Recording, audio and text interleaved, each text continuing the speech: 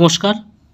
আজকে যে বিষয়টা বলবো সেটা হচ্ছে যে আপনাদের যদি হাতে আয়ুরেখা থেকে যদি ভাগ্যরেখাটা ওঠে তাহলে কি ফল দিতে পারে।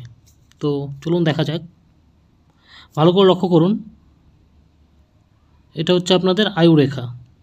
তো এই আয়ুরেখা থেকে যদি আপনার ভাগ্যরেখা ওঠে, এখান থেকে উঠতে পারে, বা দেখা যাচ্ছে আপনার এখান থেকে উঠতে পারে, বা এখান থেকে উঠতে পারে। আপনাদের আয়ুরেখা থেকে যদি কোনো ভাগ্যরেখা উঠে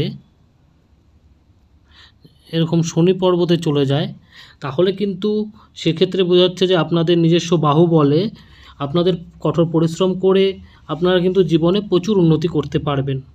যথারীতি এরকম যে ব্যক্তিদের হাতে আছে, যাদের হাতে এরকম ভাগ্যরেখাটা আছে, আয়ুরেখা থেকে উঠেছে, তারা সম্ভবত তারা 32 বছরের পর থেকে কিন্তু তাদের প্রচুর পরিমাণে উন্নতির যোগ দেখা যায়।